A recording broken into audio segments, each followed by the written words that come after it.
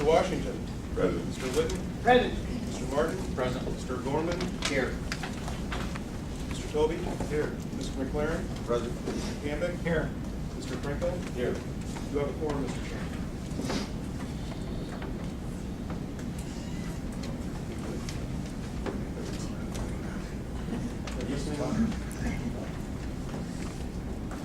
Is there any public comment?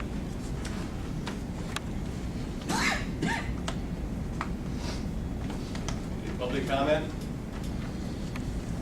If not, I'd like you to take a look at the minutes of the meeting, the last meeting. See if you have any additions, deletions, any comments. Motion to approve is presented. We have a motion and a second. Any discussion relative to that, those minutes? All those in favor, aye? Aye. Opposed? Abstentions?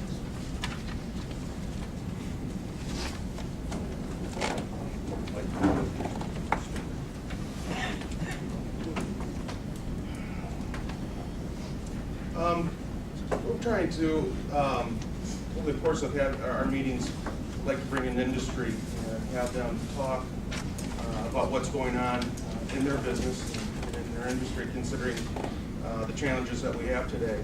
And we've built a really good relationship with Tom Lyons, who was plant manager at Sun Chemical. And over the course of the last, I'd say, 3 weeks, I think, John, Tom took off for a different position. And John McBurrows, who had been the plant manager at Sun Chemical, has come back.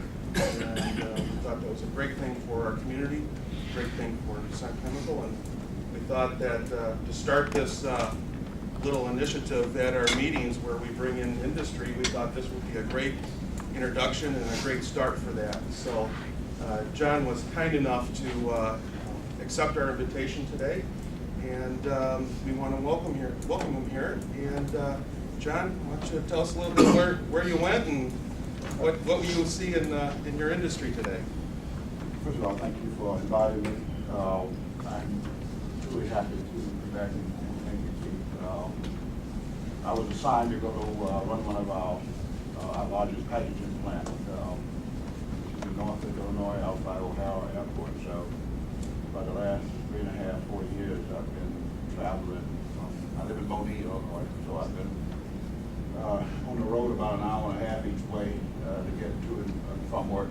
So coming here saved me at least an hour each way per day just to get back and forth to work. The Sun Chemical, just to give you a little bit of background about Sun Chemical, for those of you who don't know, the plant here in Kankakee has been here since 1979. I think we opened in 1979. I came down probably 4.5 years after that. I ran the Kankakee plant for about 26 years. Tom Lyons, that was the plant manager, came to work for me as a student engineering co-op out of Purdue. So I'm starting to date myself. Then he came back to work for me as operations manager. When I got called to North Lake, we promoted him to plant manager. And so since he decided to go on, move on, and since we have a lot of things going on within Sun Chemical, they thought it was best that I be the one to come back, which when they asked, I tried to delay and hesitate to give my answer, but I ended up blurting out yes in about 5 seconds. I just give you a quick status of the business. Sun Chemical is in the graphic arts business. We're the largest graphic arts manufacturer in the world. We're owned by a Japanese company called Dai Nippon Instant Chemicals out of Tokyo. We're a worldwide global company. We're the largest in the world, and our overall sales is about $7 to $8 billion worldwide. We're heavy into Europe.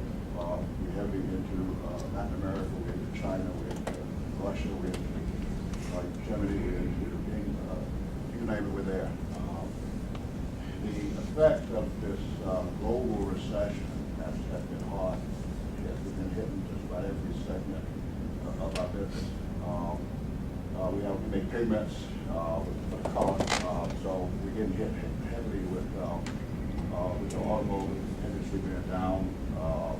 The high performance pigments business is down because of the effect on automotive finishes. We make the pigment that goes into cosmetics, and so that's one that's probably staying stable. So because there's a tendency to sort of continue to put makeup on in the recession.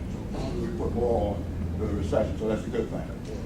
But things like paint, the pigment that goes into paint is suffering because, or not so much as the publication part of it, but it's suffering because of less. People are doing less, they're holding off on spending.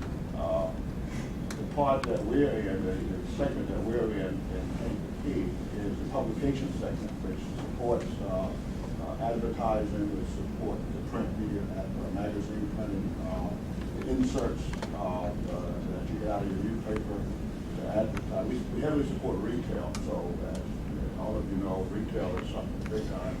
A lot of our customers are going bankrupt. It's one of our largest customer just went bankrupt, Circuit City, just recently. So a lot of our customers are being affected by that. So this year, we're projecting that our volume is going to be down over 20% versus the original budget. All right, and that was 20% down from last year. So since 2007, our businesses, our volume in it started to shrink. So we are in, as most companies are right now, consolidation mode, which means that we're consolidating a lot of different facilities. We have too many addresses, so to speak. So we're consolidating facilities so that we can get more bang for our buck, so we can control our costs. We believe that things will begin to pick up starting in 2010. Not as robust as we would like, but we believe that things will begin to pick up in 2010. So what we're doing now is in a mode of basically hanging on this year, making sure we maintain our cost structure. The plant that I came from, we supported the packaging industry, which dealt with those things that you buy every day. Anything that you buy that comes in a container, in a package, we make the ink that goes on it. So whether it's stuff from like companies like Procter & Gamble, Kraft, and stuff like that. Even that used to be a very stable market because people always had to eat, right? Or people would drink beer, or if it's metal deco, or those type of things, pop, or things like that. So even that is suffering now because we've seen more of a trend to go from some of the higher brand products over to, you go now, you see more Mercedes and Aldi's parking lot than you would, or the Family Dollar. So people are shifting their spending to less expensive items, and that's affecting things like those people who are in the business of decorating those packages, people like Procter & Gamble, Kraft, and others. So that's kind of the status of our business, and as the economy begins to pick back up, our business will begin to pick back up. But in the meantime, what we have to do is really, really control our costs, as most businesses are. We're trying to maintain our labor as much as we can, and cut the expenses in other places, but even sometimes that gets under pressure. So I don't know if you have any questions, but that's kind of a quick snapshot of our industry. This is a graphic I think. Anybody have any questions of John? How many employees do you have at your plant, Kankakee plant? Currently 39. That's been pretty stable for a few years. John, the type of ink is called the gravure ink, right? And This type of ink is called publication gravure, and it's basically according to the printing process. This supports your major magazine printers, people who have large runs of, to make gravure profitable. You're talking 1 million copies or more. So you'll see a lot of your major magazines, you'll see a lot of your major inserts, advertising flyers, things like the Raid magazine, things like that. Those are large runs. And so publication gravure type printing is a very expensive process. Some of the machines that the presses $35 to $50 million a pop. And so to get into that business, it's very expensive. So make that profitable, you have to have large runs. So your magazines such as National Geographic, those kind of things, what would be printed either Revere or offset, different type of printing. The Revere portion of the printing is solvent-based inks. So we use solvent in our inks in the Kankakee plant. And then you have the heat set, which you use oil, so oil-based ink, which we make McGee oils and things like that. So those are the two different versions of the publication inks. One would be Revere, and one would be offset. So this particular plant here supports the publication Revere business. I think another thing that I don't think got a lot of publicity here, and we went out and purchased it, was the, if you ever see the History Channel, they do a expose on different industry, and they did one on inks and going back, thousands of years. Right. But they highlighted the Kankakee plant on this TV episode as saying that it changed the way ink production was done worldwide. Maybe talk about that a little bit, what's more mass production and that sort of thing. It was a production, to explain the industry, it was a partnership between the various entities that make up the whole process. We had a customer, in fact, I was at the customer plant Monday, out Morris. These are the customers Quebec for is, I think they have like 9 printing plants around the U.S. And so we partnered with them to make this documentary. They each of the Kankakee plant. I wasn't involved with that. Tom was walking around an ink plant in white pants. He got to be the star. So they chased me away from there, but I wasn't photogenic enough. We were going to play a little segment of that today, but unfortunately we couldn't get it. But we would like to. But next meeting we'll make sure we get it out and we'll show everybody that segment. It actually showed. If you've seen Sun Chemical from I-57, it had that perspective, and it did have quite a bit of shots from inside the facility. So I'm kind of happy to be back, because I consider that plant my baby. I mean, I was there for most of the expansions. I just kind of, we put 26 years in a place that becomes home, and so I'm really glad to be back. Thanks, John. Appreciate you coming. Thank you. Well, next on our agenda is Phil Campick. As many of you are aware, a great large project was announced by Riverside Hospital. Wonderful for our community. We probably haven't even figured out the impact that this is going to have in the long term. But Phil was kind enough to give us an update on where that project is and give us some more details on what's happening. So Phil.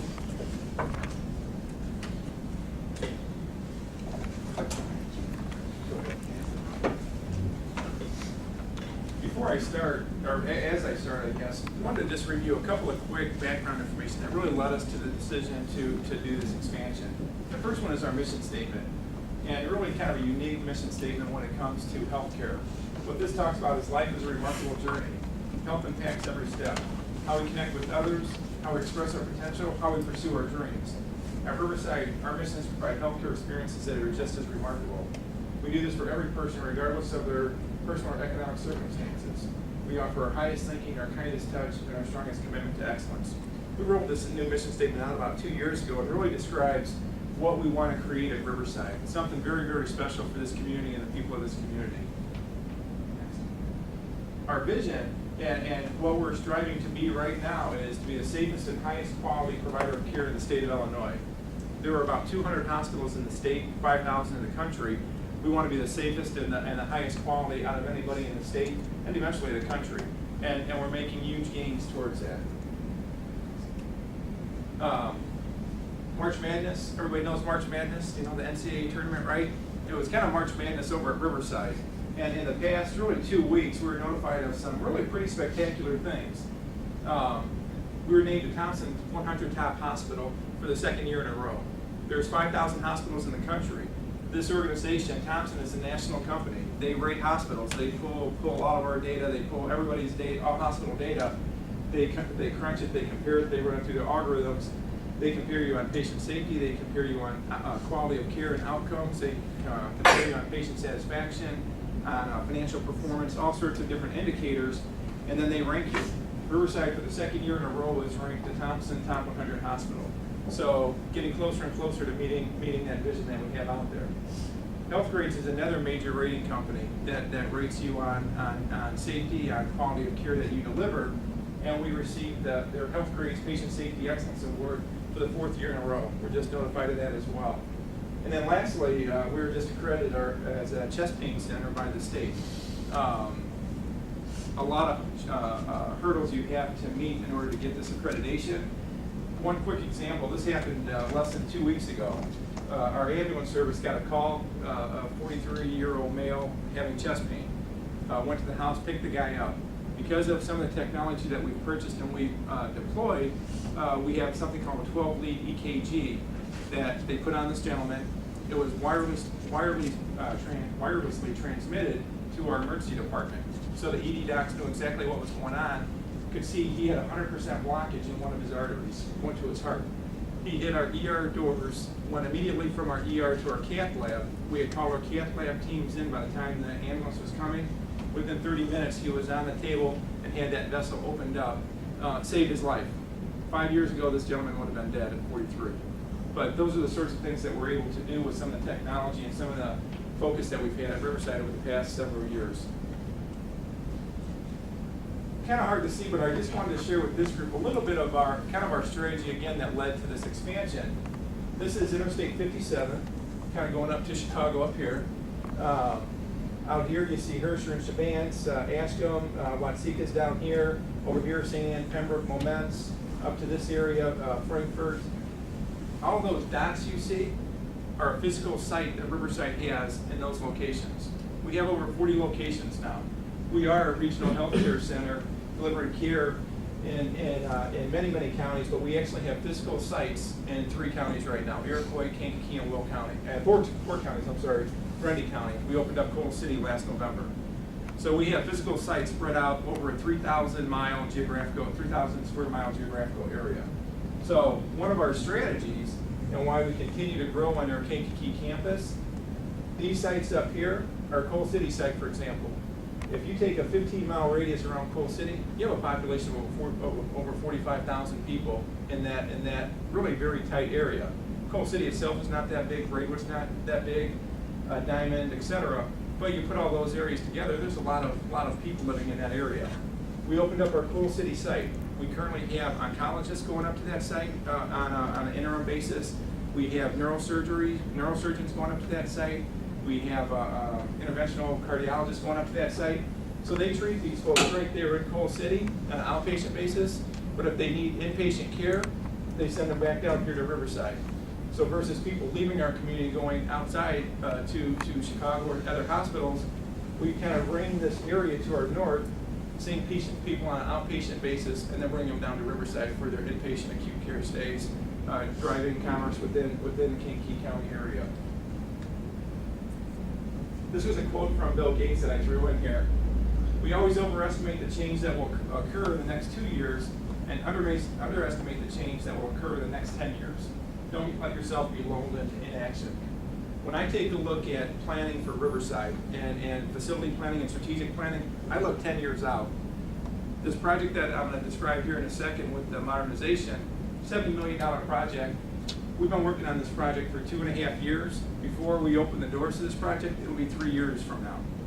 So a long lead time, especially when you're talking these huge capital dollars, you have to be looking out into the future, at least 10 years, to doing some of these master facility plans. So as we took a look at what's happening at Riverside now, we look at our growth strategy that I just described, we look at what's happening, we have a need for larger OR spaces.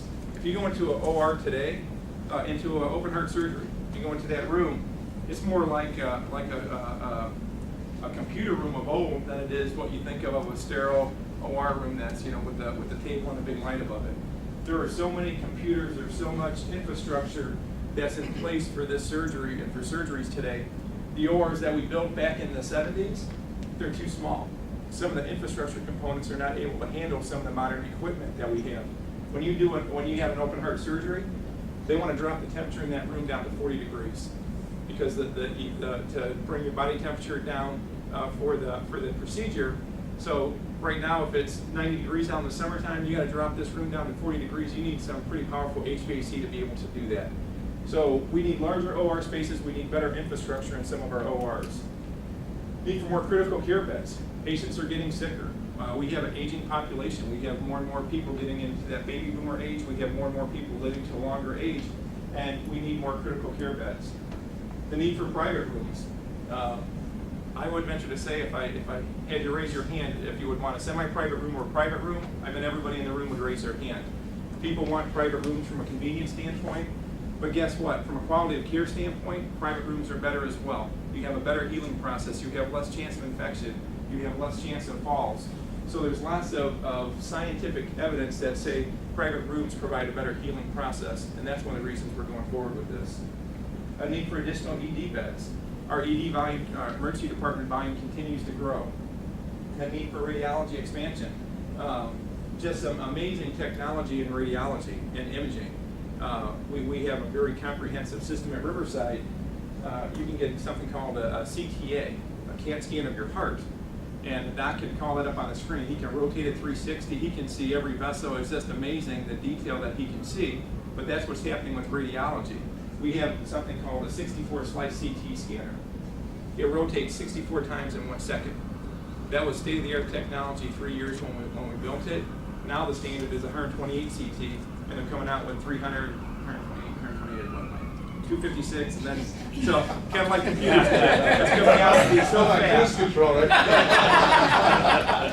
But those sorts of technologies are gonna really modernize what we do from a healthcare standpoint, change a lot of the invasive surgeries that we have to be done with a diagnostic type of procedure, much less invasive, much quicker healing time. Riverside is getting to be a regional referral center.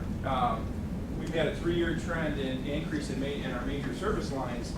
This past weekend, just phenomenal. We have 2 full-time neurosurgeons at Riverside. They're employed by Riverside, work full-time at Riverside. This past weekend, we had 5 cases that were transferred in from hospitals up north down to Riverside for neurosurgery, 3 cranies and 2 car accidents. Yesterday, I was talking to Dr. Harvey, one of our neurosurgeons.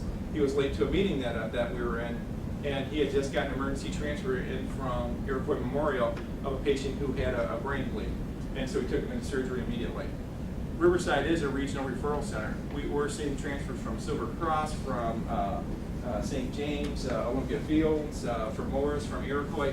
Those folks don't have the kind of coverage and skill set that we have down here, so they're transferring more and more patients down to us, which is great for our community and for employment in this area. We have strategies in place to continue that regional growth. We have our Bourbonnais campus that we continue to expand, that continues to grow. We have the fitness center, the cancer center, the surgery center, imaging center, physician offices all out in Bourbonnais right now, and our outpatient campus, where we have plans to continue to grow that campus and add more facilities out there. Our West Campus in Coal City just started. We opened it around Thanksgiving. That continues to grow. We have plans to expand that campus with additional services. And then we have property we've acquired in Frankfurt. We're looking at building outpatient facilities in Frankfurt. And again, that strategy of kind of bringing that northern tier and bringing those folks down to Riverside for their acute services. So the Kankakee campus modernization, what is it? This is an overview, kind of difficult to see from back there, I'm sure, of an aerial view of the hospital of Riverside right now. Here's the pavilion, here's the main hospital here, here's our patient tower. You see where this orange is highlighted here? That's where that new facility is going to connect in. So the river's here, this is the lawn currently. The new facility is going to attach to the existing facility in these spots here. No, what's that? Oh, okay.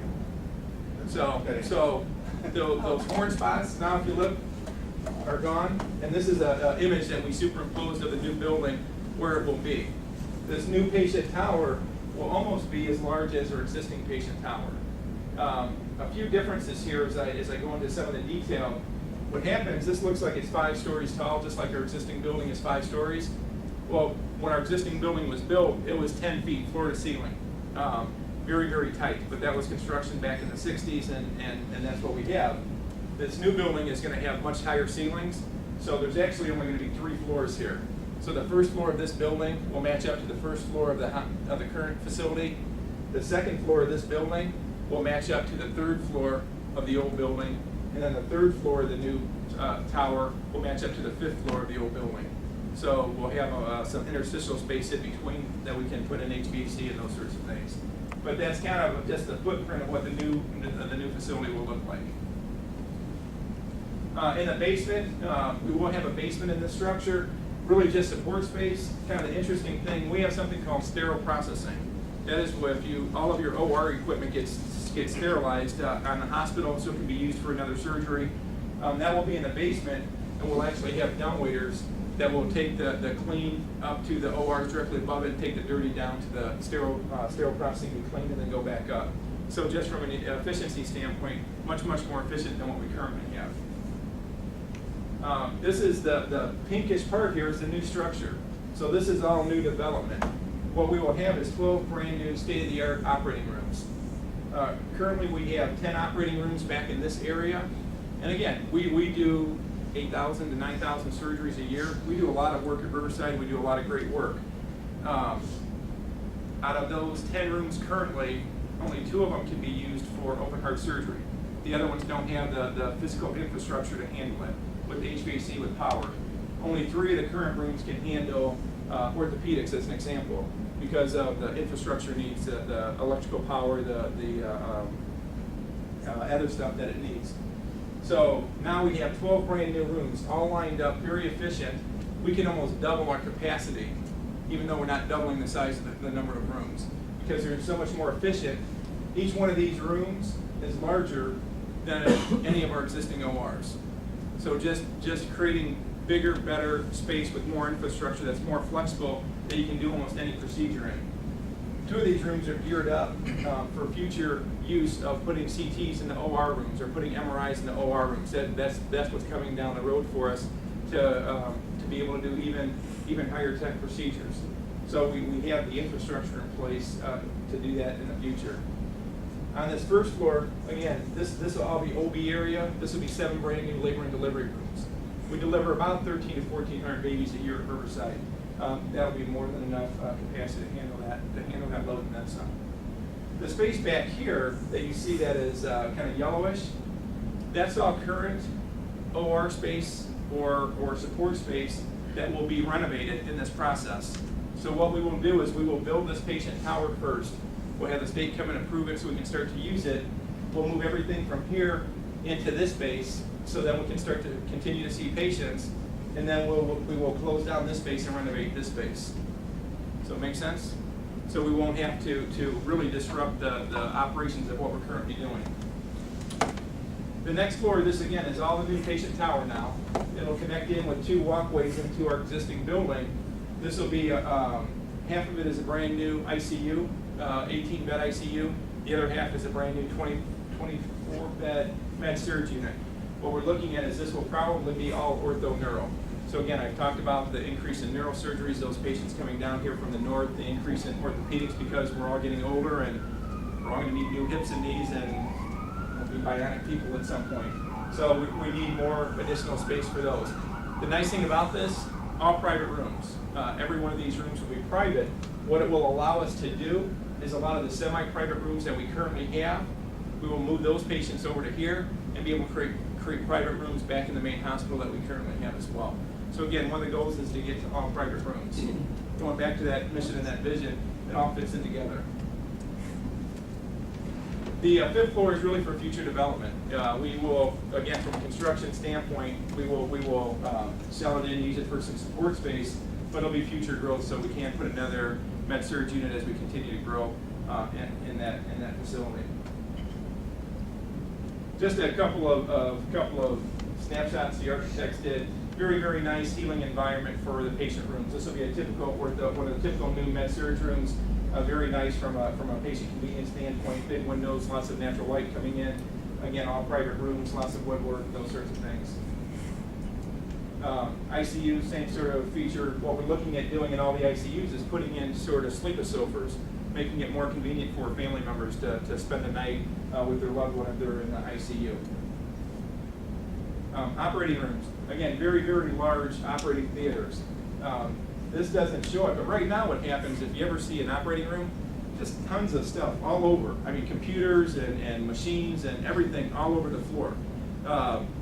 Then you throw in the physician assistant, probably 2 or 3 scrub nurses and techs. You've got a lot of people around this operating room table moving in and out of a lot of equipment.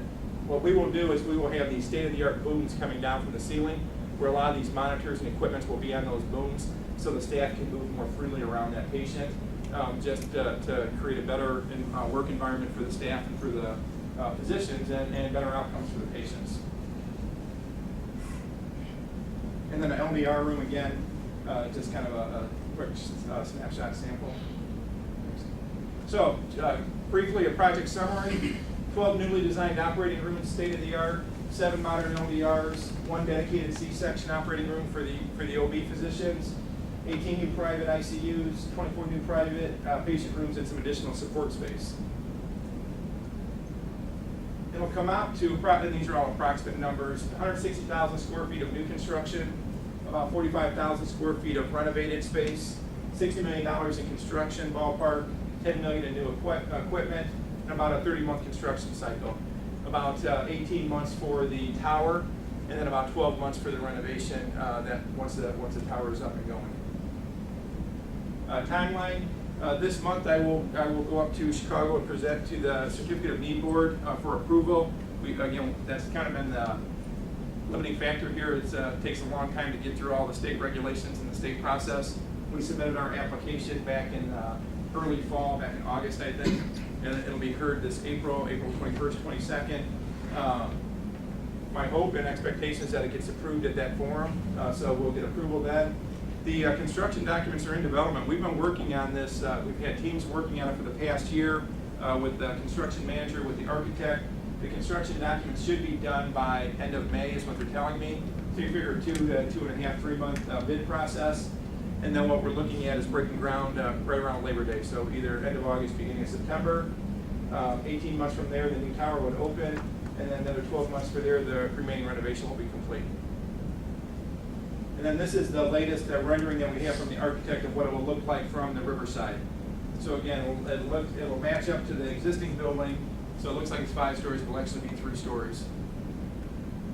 So that's what the project is, and that's kind of where we are at with the project. Should be very, very positive for the community.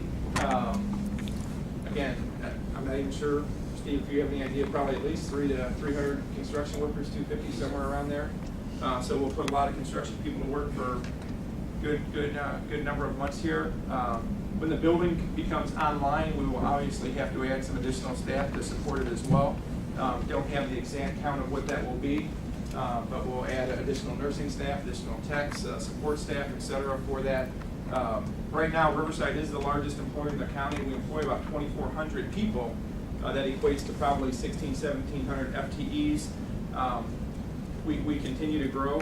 Each of the last 3 years, we've added anywhere from 75 to 100 people. This year, a little bit slower, but we're still adding staff. And with this project, I'm sure we'll add probably at least another 100 to 150 people. You mentioned a number of innovations as far as operating room is concerned. How will green power technology be integrated into this? Project? We've worked very extensively with our architects and with our engineers. A lot of the HVAC equipment, those things that we're putting into this facility, what we're trying to do is, if we have steam absorbers, and I'm not an HVAC or engineer guy, so if anybody is out here, help me out. But we're trying to capture the steam off of those absorbers to power some of the other equipment. So we're trying to use as much as we can, and that was one of my directives to the architects and the engineers is, I want to do as much green techniques in this building as we can. So that was laid out to them. Anybody any other? Yes, ma'am. How about the parking? Are you You're not taking down that parking structure, right? No, that parking garage in the north will stay intact. Plans to grow there? No, I joke, and we had a couple of ophthalmologists, Dr. Fisher, Dr. Swale, in the north end, that they recently built their own building out in Bourbon A, and good friends of mine. Since they've left, we've had no problem parking. They had so many patients, and they would have probably 30,000 patient visits a year, and half that garage was filled with their patients. So since they've left, we really haven't had much problems on the north entrance, and then with the pavilion side of things and the parking garage, parking really has not been much of a problem, or I have not heard many complaints about it since that's happened. Thank you.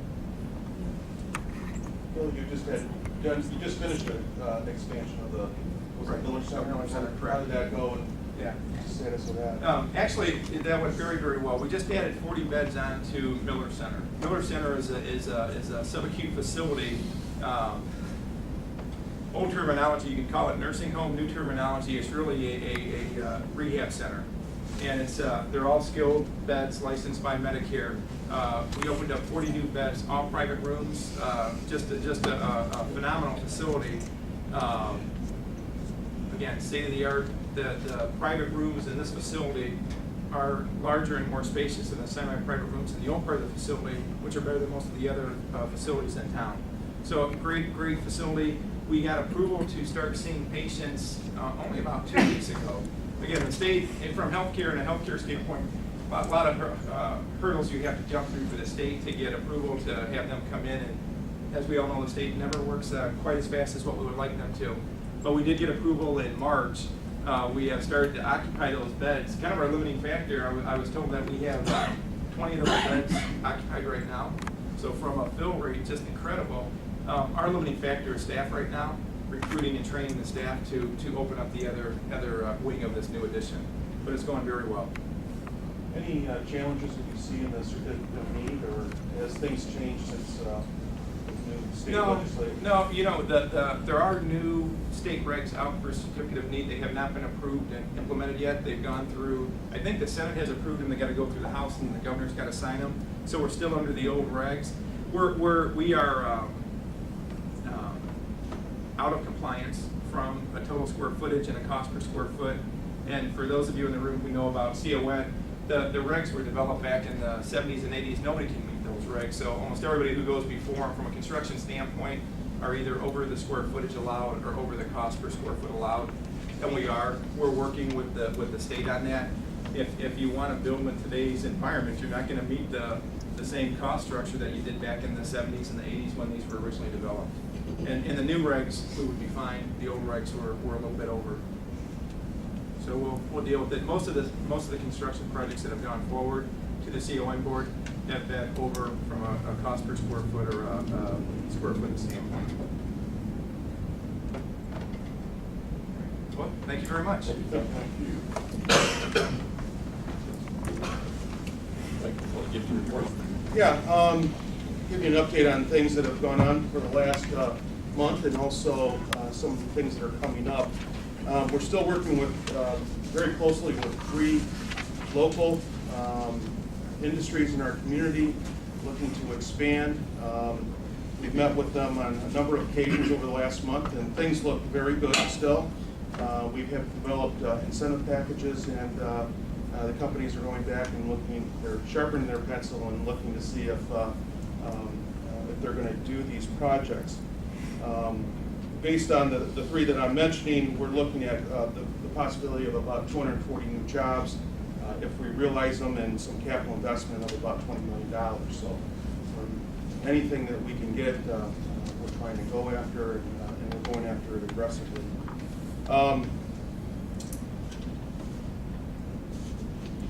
Last week, we held a luncheon here. We invited a number of our major employers in the community. What we're trying to do is trying to bring to them some information that they can make decisions in their operations. We know, based upon our retention visits, that energy and energy costs is a major issue in our area. So we've been looking for technologies out there that might be able to provide them some relief. We brought down a company from the northern suburbs, talk about a technology that converts energy, like Phil was mentioning, some of their heat into electricity. When we invited the companies, I was pleasantly surprised. We got 7 of them to commit to come, and we had a very nice luncheon here. I don't know if there'll be any results of that coming up, but I think that's kind of a direction that we're looking to go, is periodically go out there, try to find what the needs of our businesses are, and try to help them connect with maybe with other industries that might be able to help them with doing business here. On Monday of next week, April 13th, we're holding a intermodal summit at the Village of Bourbonnais. Village of Bourbonnais is holding this meeting, and we're evaluating the opportunities that the intermodal growth in the region will offer to Kankakee. We have Richard Kay, who is the state economist. He has been here and made presentations in the past.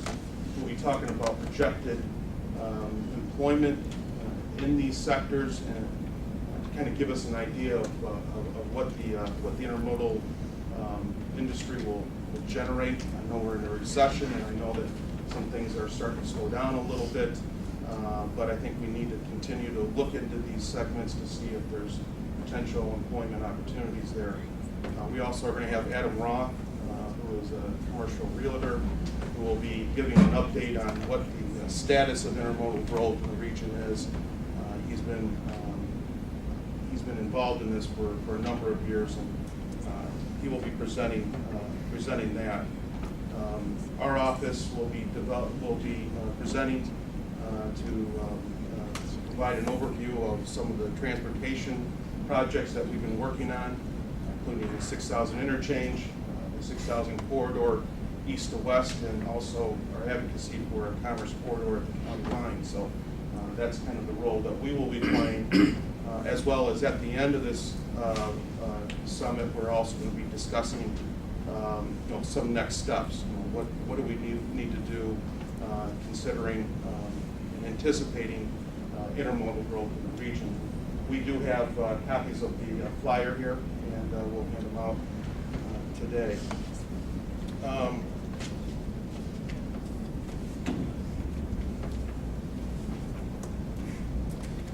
The Alliance is co-sponsoring with KCC a Green Technology Expo.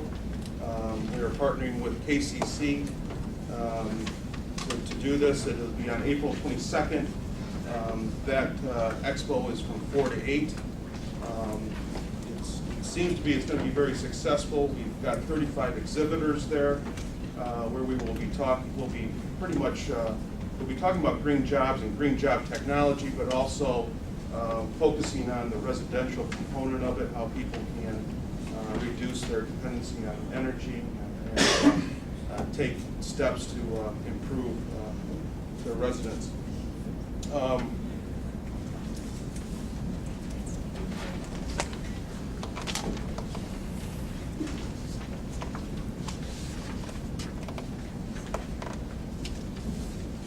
The next thing I would like to talk about is, and as I realized this last couple of days, and Lisa, I'd like to bring these out.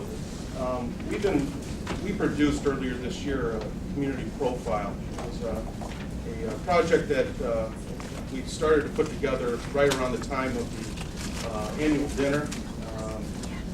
We did finally get the final drafts of these and printed out.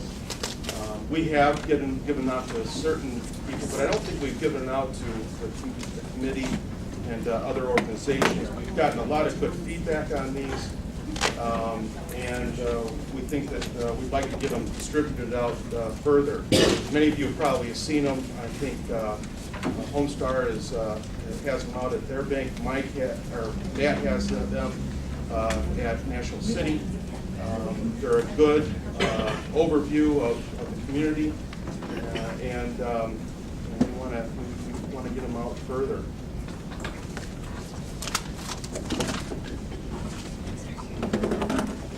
As many of you aware, the election just ended, and we have a number of new mayors Over the course of the next month, we will be meeting with all our new mayors to indicate what the Alliance does and what type of programs and services we can offer. We'll be meeting with Mayor Shore this evening to talk further about some of the things that we would like to do and help facilitate things in Bourbonnais. And also another project that we'll be working on in the next couple of weeks is the Pembroke Incubator. As many of you are aware, Pembroke Township was given a grant for $2.5 million to upgrade the Nestle plant, pretty much the only industrial facility in Pembroke. They had an open house about 2 weeks ago. We're working with them to try to find a major anchor. We're kind of focusing on food processing right now, but now that the election's over, Larry was re-elected, Larry Gibbs. We'll be meeting with him in about a week to go over plans to help them facilitate getting a major employer in that facility. So that's pretty much my report. And at this time, I'd like to go to some staff members, Lisa Wogan, Adrian Martin, to give a little bit of background on some of the things that we've been doing, both in their new committees and that sort of thing at this time. So Lisa? Yes, if any of the municipalities or larger businesses want more copies of this, we do have a bunch over here. So, I don't know, Rantino, you guys have? Okay. We had our first marketing committee meeting this week. We'll be working on kind of larger scale projects, branding, community branding, and targeted marketing, targeted advertising for industries. So that's kind of those are our kind of big goals for this year. We're looking to our committee members to kind of steer us on those. I don't know if Joe wants to mention this. I had it down on my list, but we're planning an open house for Ken Hayes Industrial Park, probably for next month, possibly the middle of the month, kind of the same 14th that when we typically meet here in the evening. We're still kind of ironing out the details of that, and we will let you know. So kind of maybe pencil it in. I think that's it for right now. I'll let Adrian go. As Lisa mentioned about the marketing committee meeting this past Monday, our other committees are also starting to meet. We have the marketing committee, Green Jobs, which we had an event on the 25th where Recycled Energy Development came to present a technology to some of the local industries, and our Green Jobs group. Also on Monday, our Economic Review and Evaluation Committee met, and the project that we're undertaking for this committee, we decided would be to produce a community indicators report where you choose categories to try to describe the overall quality of life of a community, and then collect data on this to produce a report that we will use to evaluate current economic development policy and formulate new policy. So we started that and left the meeting with a basic draft of some of the categories that we're interested in looking at. And if anyone is interested in joining that committee for data collection or talking about this project, let me know and I'll give you the information. And it's also part of the Alliance's strategic plan. So this will fulfill one of the goals of the Alliance to produce these types of documents for research and development. We also have a business retention and expansion committee that we're going to start getting going to collect more of the interviews with industries. And then last, there's a volunteer fair at KCC on April the 20th from 3 until 8 p.m. So if you're interested, if you have a volunteer organization and you would like to have a table to advertise, let me know. Or if you would like to attend, it's open to the general public. That's it. And lastly, one of our goals in our 3-year work program is to help with smaller communities and help them develop their downtown economic development plans or economic development strategies. In that, we have just committed to bringing on an ONU intern who has some specialty in small-town economic development. He will be working with us over the summer and possibly through the holidays. So we're bringing him on right after this school year's over. And will be targeted towards going to some of our smaller communities and helping them with their needs. So that's their report. Any questions of Mike? Expanding on the Kankakee Industrial Park that Lisa was talking about, you heard about this before, but I think you all know where Kankakee Industrial Park is. It's also known as the Bradley Roper Building. We have a lease on that, and I think you may all be aware of that, but some might not. We just signed a 10-year lease with the area jobs, mayors, and county board members. The board that exists there is 4 mayors, and that is the mayors of Bradley, Bourbonnais, Kankakee, and currently Rowan Park. And then Mike Foster is the chairman of the county, of course, and he's also on that board. They just gave us a 10-year lease. It is our goal that that facility would perhaps fund all of economic development. And I see Michael Roberts slightly smile. We've had our trials and tribulations there. The building was a pretty much deferred maintenance building when we took it over, and but we've got our arms around it, and there's light at the end of the tunnel, and we're making some money right now, and it's filling up. Surprisingly, it's filling up. You talk about the hard times and that sort of stuff. There are actually businesses going in there, and I think when we have this open house, which our goal is somewhere in the middle of May, I think you'd be pleasantly surprised at what's there. You walk in a couple of these companies, and it's wow. I mean, it truly is wow. And hopefully, when we do this, and we'll send invitations to everybody, that you'll all attend it. Because what we'll do is we'll get some golf carts out there, because it's a big facility, and be able to transport you from one facility to the next. Our latest tenant, when they came to me, I said, wow, I talked to Mike and Tina about this, and they're race car guys. Now, it's an HO race car. Some of you people might know what the HO cars are. But their cars are about that big, but they're scaled, and they're really neat. And every time I go, I love going in there. I mean, they got 4 tracks right now, and one dragster track. It is big league, because like on the dragster, and I found myself watching this Sunday. The dragsters, they do what they do. I don't know if you've ever seen them or not, but they're kind of phenomenal cars. They have all the lights, they have the starters, they have everything that the big leagues do. And that thing just takes off and powers down there, and it runs about 400 feet. So and the lights all come on and flash as you see on the television and that. You'll be able to rent cars there. And one of the perks that we're going to offer you is that we'll let you race a car if you would like. No rental fee, of course. I can't wait. I'll probably crash before you get there. But and then the racetracks themselves are patterned after Grand Am or different racetracks. And I'm not a NASCAR person or anything like that, but it's pretty significant. And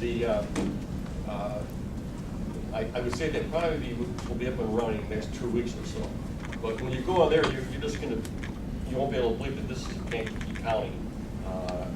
They intend to hold even national races in there, because these people come in with all sorts of cars and they have quite an investment in it. So that's one of the things you'll be able to see there. So it's not just walking in some old industrial building and looking at a warehouse.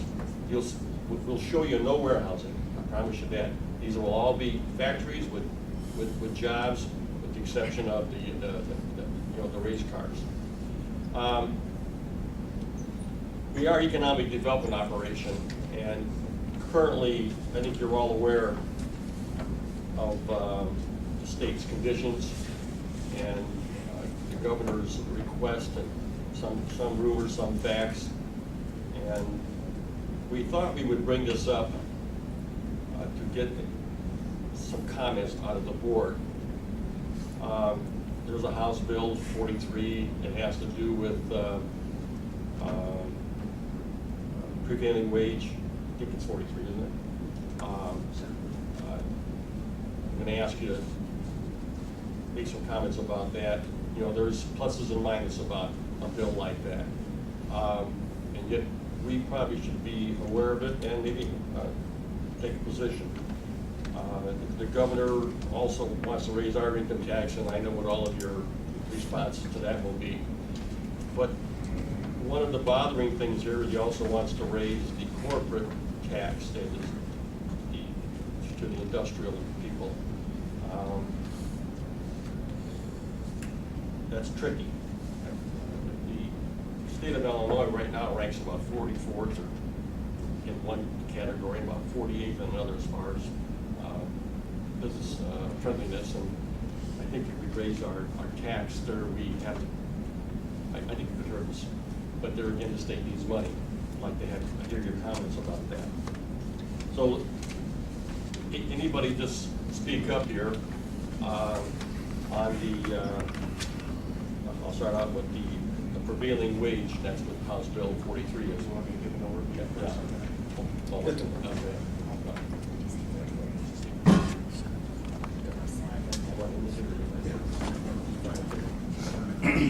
Next slide.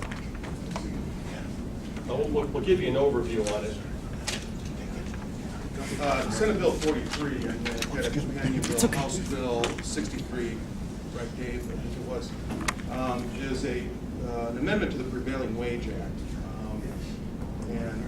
What it basically, it was introduced in the middle of February or so.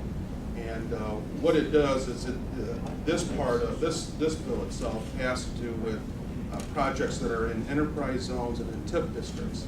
Okay, that's the little bit of the tweak here that is going on. What the gist of the legislation is that this law would require any project, even if it's solely privately funded, the developer would be required to use or be required to pay prevailing wage for all its workers in the cost of the construction. That is different than what currently is occurring in the enterprise zone. This would add to the enterprise zone itself, and it would be statewide. It would also do the same thing for TIF districts. And as I've been talking with communities about that, there's at least 2 communities that already have this type of language in their TIF agreements already.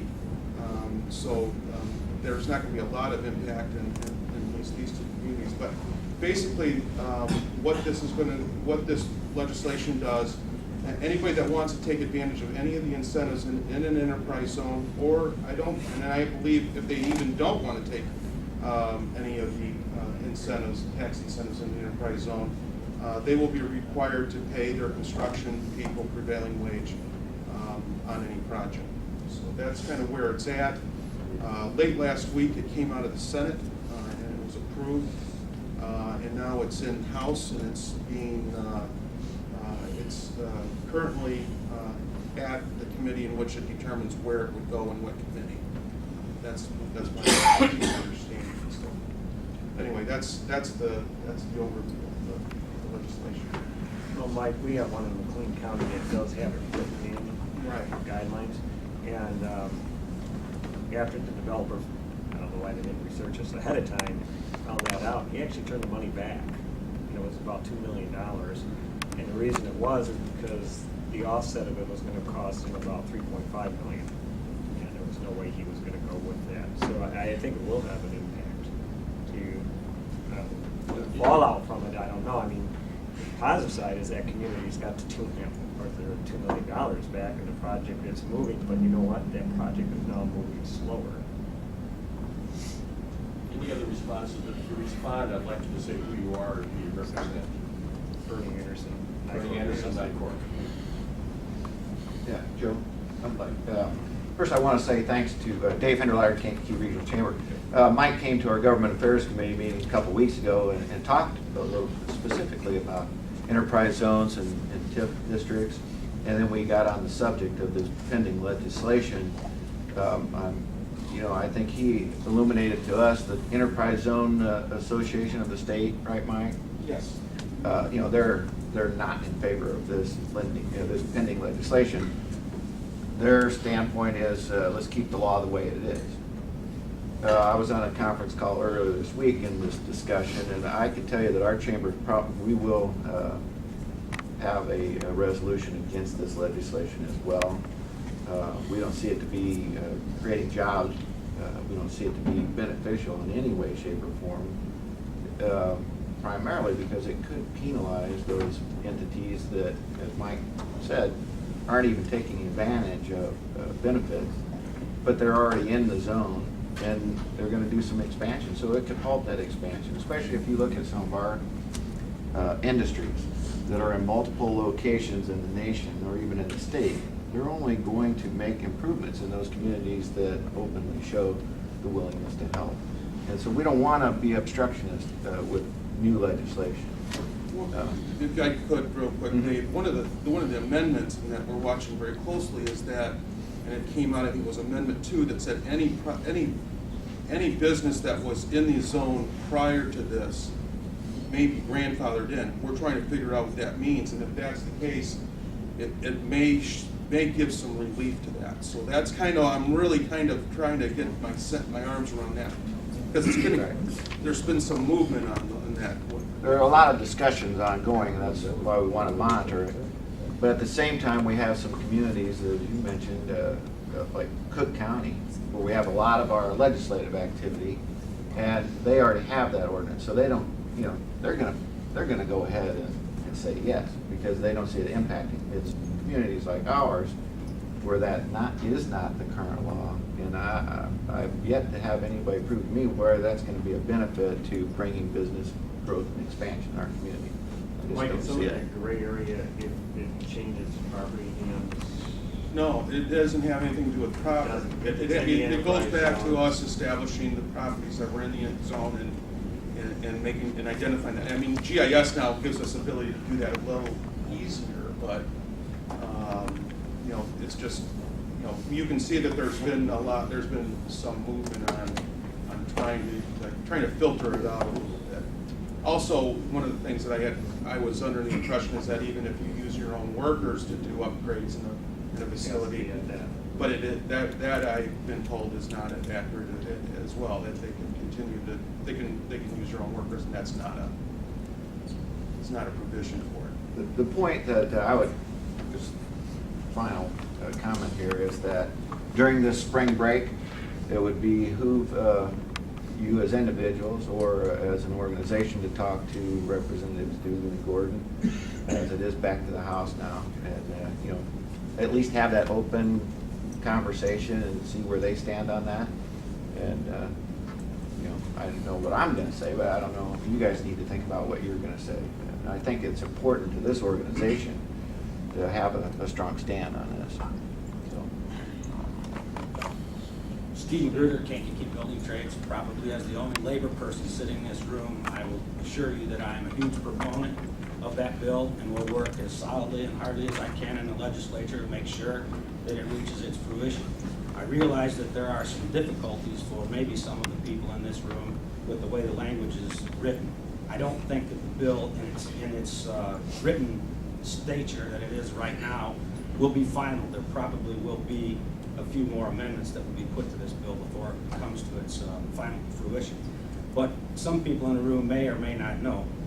TIF districts are governmental incentives to private developers to stimulate investment in an area which has difficulty attracting development.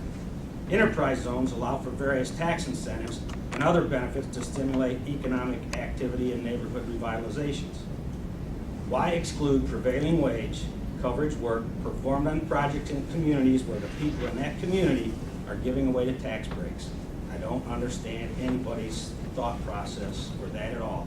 Prevailing wage was put in effect simply because people could not be imported from other areas to come in and do the work at lower rates of pay with lower benefits and lower different. So there is absolutely no competitive. It takes away all the competitive advantage for our contractors in this area to be able to compete for that work. These laws are in effect in the state of Indiana, they're in effect in Pennsylvania, and they're in effect in New Jersey and other areas throughout this country. I don't see anything that has done any great harm to economic development in any of those areas. People talk about if we don't toe the line in Illinois, they'll go to Indiana. Indiana has this law in the books already, it's in effect. So I don't, unless someone in this room can really show me on paper and give me exact specific examples where they feel it will be detrimental to what's going on. I'm about protecting the workers and the citizens of this community. I think economic development is about protecting the workers and the citizens and the businesses of this community. I think we all have some common ground to talk about here, but just to vehemently say I'm opposed to it for whatever reasons you may have, I think you really need to sit down and take a look at what the bill actually was designed to do and the purpose of it. And then I think people would have a better and more clear understanding of how it operates. Yes, sir. Thanks, Steve. If you'd be, Joe, and maybe what we ought to think about is in a smaller setting, coming to understand better the law. I think, Steve, the difficulty thinking about it is, thinking through it is, how does it get policed ultimately? And then, take a map out and look at, because I think in many instances, it works clearly because bigger businesses doing that. I think part of it probably becomes, when you look at where some of the enterprise zone maps are, some of the ma-pa stores are gonna inherit this legislation, not understand it, and then help us to understand what prevailing wage is. So if that person gets a building permit, right, on Broadway, I don't know who that contractor might be or a good example, but I think it'd be interesting debate and dialogue in a smaller setting to understand the law better and see where it's gonna head. The way it's written right now, the public body where that work would be awarded from, they would be responsible for releasing that. They would be, and at the point of the building permit. What if, so that building permit would be, I wouldn't have to pay for the building permit, that's an enterprise zone legislation. Could that person choose to pay for the building permit and then opt out of the incentive? That's the kind of thing I'd like to. Yeah, the way it's currently written right now, I don't believe so. Yeah, so they're gonna inherit that, in their view, burden, in some of the mop-ops. And the downside of that, I don't think that you would see the legislature want to grant expansions of TIF and enterprise zones. I just fail to see that happening. That's the other side of the coin. If people opt to not use it, why expand them to other areas? I mean, so there was a lot of thought that went into this. I've sat in meetings in this room, I don't know for how many years now, and the very things that we're talking about was one of them. The complaints of people that I hear from this area is local contractors and local workers aren't given an opportunity on some of these jobs. Okay, that's one of the ways that we can assure that that's a little bit more equal and better playing field. I think that the bill's main purposes are for accountability is the number one purpose of where it's coming to, that there's accountability and where those incentives are going. Because it does impact mom and pop, could it be a level? I mean, would you be acceptable to the cost level, projects under $250,000? In the meetings that I've been in Springfield right now, I would say, I mean, it might happen in some other labor's position would be, no. I mean, is there room for negotiation?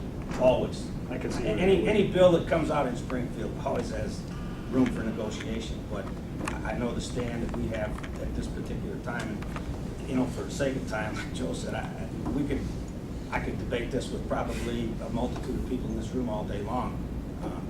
I don't think we'll solve the issue. David said it best. Lobby your legislators, and they're the ones who will have the ultimate decision. In the interest of time, you now are somewhat familiarized with this. Maybe you didn't know about it. I'd like the board to think about that and come back next month, but I don't think we can wait that long. Do you think?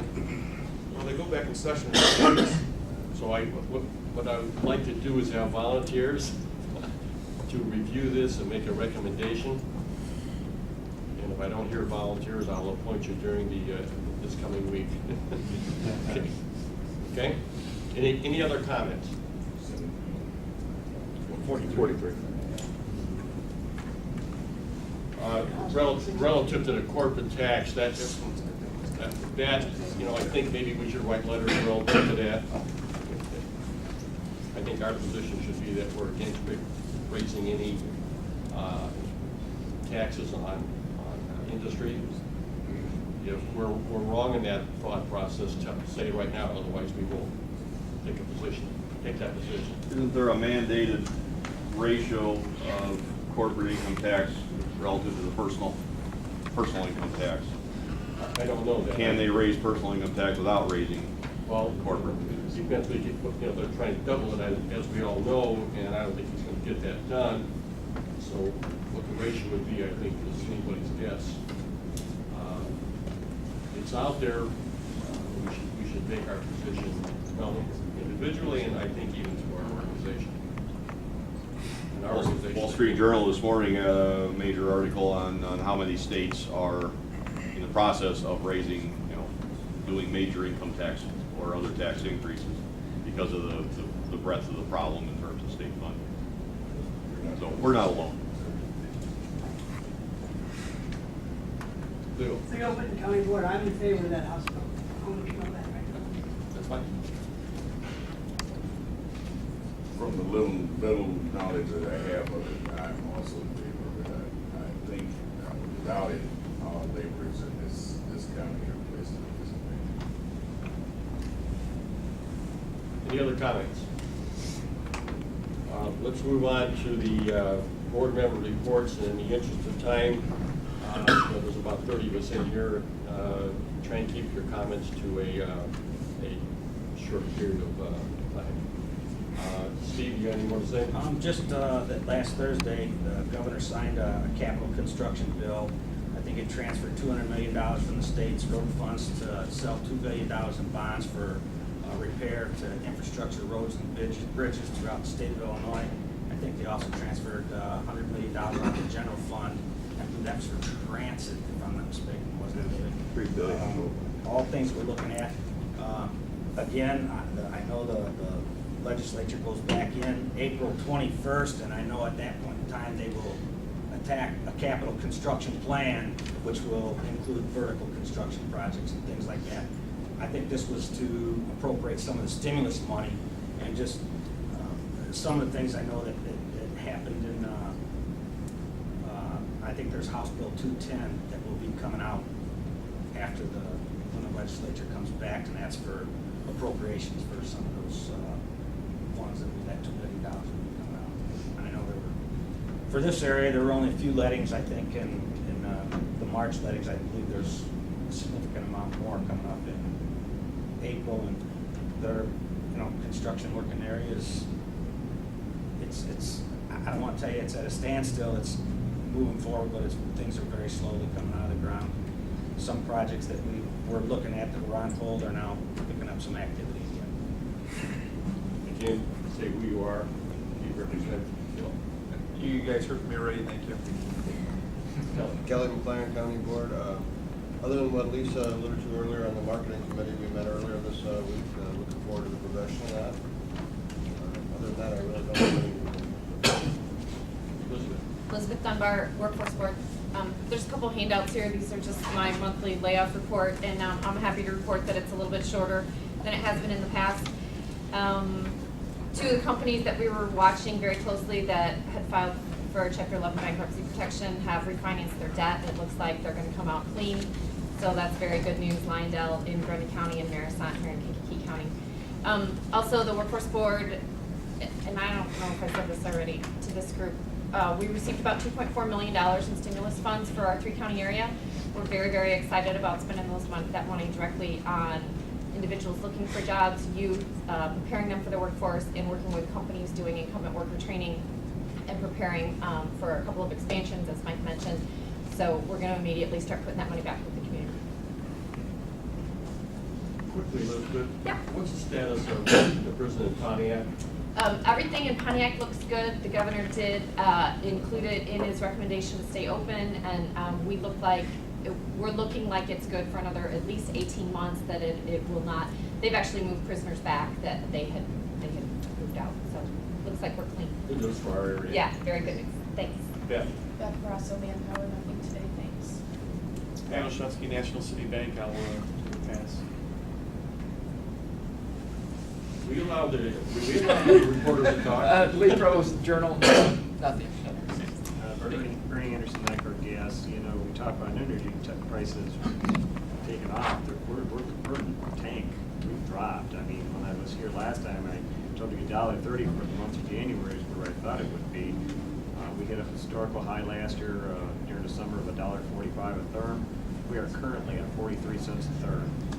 I mean, we took $1 drop, and I don't anticipate it to take off until the economy does. But will we be back up? Yes, we will. That's it. I don't know if I want to say thanks or not. Well, people ask how this happened, I don't know. Mike Bossert, County Board. I think I'll defer some comments I was going to make about the county finances and the situation there. I'll hold that till next month. Suffice it to say that we're watching things very closely in terms of county finances, so, as is every other governmental unit in the state, I'm sure. Michael Harmon from Kankakee Nursery. Pat Martin from Home Star Bank and Financial Services. A couple comments. We were very, very pleased with how the local election turned out in Manteno. So we're very happy that we got 4 more years of moving forward there. As far as the bank side and the economy side, as all banks are dealing with some tough times, but happy to say that we're probably the busiest we've been. Refinancing, and are some glimmers here with some purchases and some construction. Nothing on fire, but I would just tell you that anybody who has decent credit, a few bucks, it's a great time to get in the market, especially with some of the incentives on the tax side, kind of thing. I think you have to kind of tell you we're starting to see some multiple deals come out of there. We can get out of the winter mode. The warm weather brings people out. The contractors saying there are plenty of people swinging by. It's just trying to get them signed down on, but we're getting there. Thanks, Pat. You? Leo Whitten, County Board. We got Turks going in the Oak Hayes building, and looks like they're doing real good. But we still have a lot of empty businesses on Route 50. George Washington Jr., I have nothing. Jeff? Just quickly, I was with Centerpoint Properties this week, and I got to tell you, they compliment this organization, you know, the partnership with Steve and what's going on with Elwood and Joliet as they look at their next investments. You know, there's a company that's got the ability to study a county and say, wow, when you look at it, your industries are diverse and seem to be stable.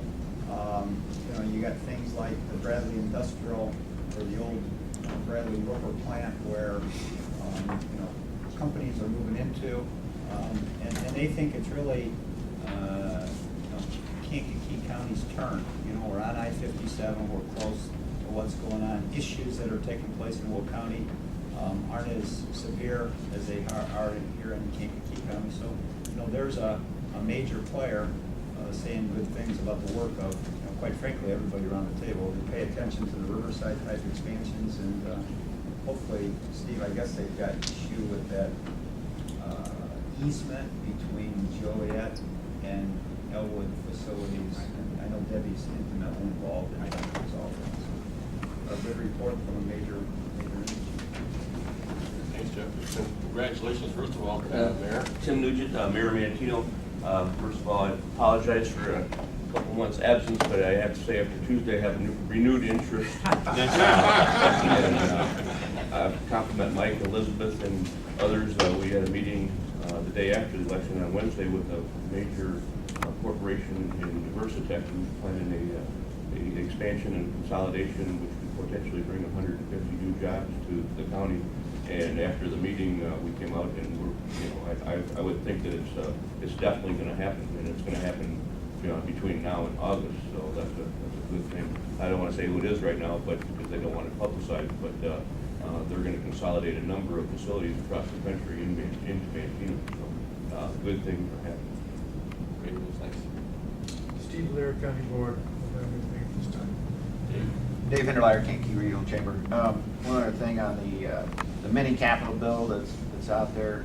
Senator Kristen Regonio is going to be speaking at the Regional Consensus Luncheon on Monday in Tinley Park. If anybody's interested in attending, there might be a good opportunity for some give and take on how that's going to work. Let me know if you want to go. Lisa, anything else? No, I think that's it. Adrian? Lee? Nick Allen with, Nick? excuse me, with Congresswoman Halverson's office. Obviously, she's not here today. We had a little scheduling thing come up, and I'll probably be able to tell you a little more about that next month, what she's doing the next few days. Wanted to say a couple things. The appropriations requests that we made for fiscal year 2010 are up on our website, and that's house.gov/Halverson. I wanted to include everything for Kankakee County, but unfortunately, we weren't able to do that, but there are some exciting projects that we are requesting funding for. Obviously, that's no guarantee, but she's going to work very hard on those requests that you see on there that are from the Kankakee area. Also, there is another funding opportunity that's coming up for infrastructure. It's for major projects. It happens every 6 years, and projects like the 6000 North Interchange could be a part of that, so that's something we'll be working on in the next few months as well. Also, I'm working with the Bradley Bourbonnais Chamber. We're going to get some information out. Hopefully, we're having someone come down from the Department of Labor to talk about the COBRA benefit and the stimulus package. So if any of you have questions about that, I know there was some concern about employers and how that benefit works. And we may also roll in with that some talk about benefits for small businesses in the stimulus package overall. So I'll make sure to get that information out as soon as we have that finalized. So that's all I have. Thank you. Lori? Lori Sear, Village of Bourbonnais. Let's see, spring has sprung in the Village of Bourbonnais, and we are issuing building permits like crazy for home improvements and new construction. We actually pulled, some people have been pulling permits to build new houses in the Village of Bourbonnais, which is a pretty good sign. Models, contractors are still seeing a need for new construction, which is good. We found out through IDOT that the April letting is going to be improvements for Armour Road from 45 until the overpass for the railroad is going to be reconstructed to be a 5-lane cross section with a turn lane in the middle, so we'll stop rear-ending each other as people are trying to turn left and right. We also found out through MPO we were the shovel-ready project to construct almost half of Burns Road, starting at Route 45 west to what is not known but is Burning Bush Drive in High Point subdivision. And so things are moving. We issued bids on Monday to remodel what we call the White House, which is going to be our new code enforcement and administrative building, located to the, I'm gonna say east, even though it's really not, because 102 is kind of that skewed, to remodel that building to move finally onto one floor, because I can't tell you how many times I climb up and down the stairs at Village Hall from being downstairs to talk to the mayor or anyone. The existing municipal center will become more of the police station. You have a lot of police officers sharing a very, very small room, and so they're going to be able to expand again to have more room for records and interviews and reuse that facility. We also are awarded a bid this week to redo the drainage in the parking lots at the municipal center. A lot of you may know that when we have large rain events, the beautiful pond in front of Village Hall overfills and drains into the building. And so that's being remodeled and has been awarded for construction to occur. So we have a lot going on in the Village of Bourbonnais, which is good to hear. We're also working with the Kankakee County Planning Department to do some brochures for our industrial TIF area. We have a 4,300 acre industrial TIF area centered on the potential interchange. and we're just doing some marketing and brochures to get the word out that there's incentives in that area to bring jobs to the area. Real good report, but the part that I found real interesting is that you probably have a definition of a shovel-ready project. And all of us would like to talk to you what you did, because none of us knew what shovel-ready meant. Okay. Shovel-ready projects, Armor Road, for example, has been approved not only by the state, but has all of the plans completely ready. Utility plans are done they could start construction as soon as the awards are the bids are awarded. There's no engineering, there isn't anything that needs to be done. Burns Road has been ready since 2006. The plans have been completed, they've been approved by the state and the government. We were just waiting for the funds to be available. Does that explain what shovel-ready is? There was a little tongue-in-cheek there. We've heard many times shovel-ready, and I'm not sure I ever heard of a good definition yet. Yeah. You evidently knew what to do. Congratulations. Bill. Bill Yonka, Kankakee Chamber of Commerce and Kankakee Development Corporation, and I brought 3 guests today, and Sue Conroy, D'Angelo Strickland, and Ryan Fairfield, and they are all part of the Business Partnership Academy at Kankakee High School. For those of you who don't know what it is, Business Partnership Academy is really, in a sense, correct me if I'm wrong, but a school within a school, and students have a lot of the classes with each other, and the curriculum is geared more toward issues involving business. And I think sometimes our young people in our community get a bad rap, and I wish I could travel around with these 2 guys all the time and just be able to counter arguments and say, well, you haven't met Ryan, you haven't met D'Angelo.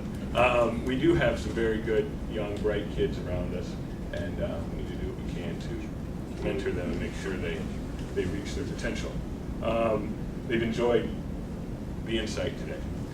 Moving on real quickly, the Farmers Market in Kankakee starts on April 25th, and something interesting that we're working with KCC and Alex Panazzo and some programs there, and it relates to this group because we're looking for more outlets to get our local small-scale agriculture folks and more people who want to get into that, to get that produce to the city of Chicago. We are working more on local foods. I know there's a lot of initiatives, and I won't get into all the details now, but a lot of initiatives to make into the future the state of Illinois a better user of our local foods. And it's a green thing to do, and it just makes sense from an economic point of view as well.